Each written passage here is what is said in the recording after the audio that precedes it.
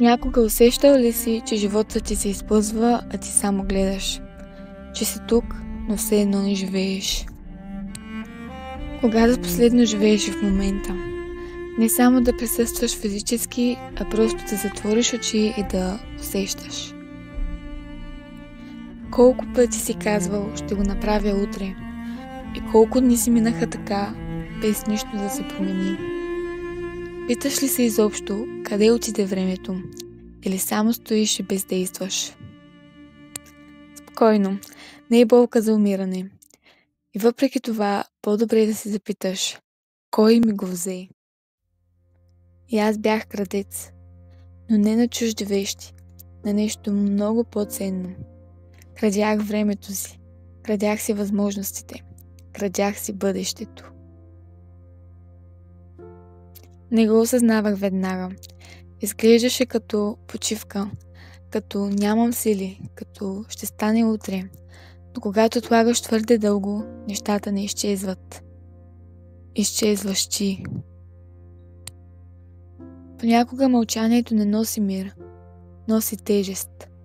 Гледаш екрана, но не виждаш. Чуваш звуци, но не слушаш. Лежиш, но не почиваш. Стаята е тиха, но главата шумна. Мисли, които се въртят. Спомени, самокритика, страхове.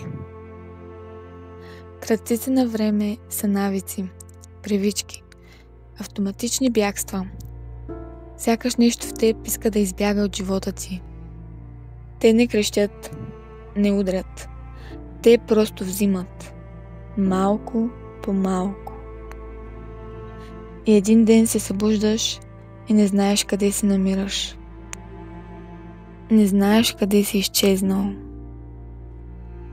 Какво правиш този ден? Нищо. Ставаш, но не тръгваш. Стоиш, но не почиваш. Минава часове, екрани, закуски, задачи, които стоят и чакат. А ти се криеш. Мислиш, че ако отлагаш, накрая ще ти се размине. Ако не правиш това, което трябва да правиш, няма да има последствия. Истината винаги има такива. И да, понякога се нуждаем от ден, в който да не правим нищо. Проблемът е, когато този ден се повтаря. Тогава не трябва да се отказваш. Когато си мислим, че нещата не могат да станат по-зле, това означава, че могат да станат по-добре. Тогава идват и тези дни, в които нещо се чупи, но не ти. Чупи се цикълът. Ставаш, макар да не ти се става. Отиваш, макар да не вярваш, че има смисъл. И точно тогава нещо в теб започва да се връща.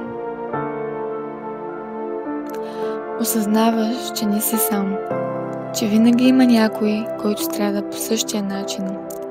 И това е, бих казала, успокояващо.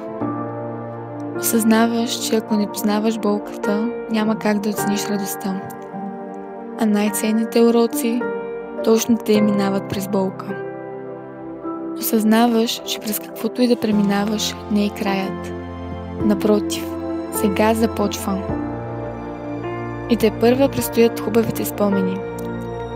И още разочарования. Но това е най-добрият начин да научим урока си. С болка. Осъзнаваш, че хубавото на болката е, че преминава. Ако ти позволиш, ако ти работиш върху нея.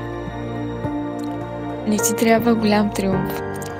Трябва ти момент, в който казваш: днес не се отказвах. Малка стъпка. Една мисъл, която не последваш. Един страх, който надвиваш дори за малко. Това е достатъчно. За днес, тогава утре продължаваш. Животът е борба. Борба със себе си. С твоите страхове. Те са най-големият ти враг. Те са тези, които ти казват: не мечтай, не казвай това, което мислиш, защото може хората да не те разберат. Когато чуеш израза кръци на време, се сещаш може би за телефони, за игри, за училище, но искаш ли да знаеш кой е твоят най-голям вредител? Ти. Ти си най-големият саботьор.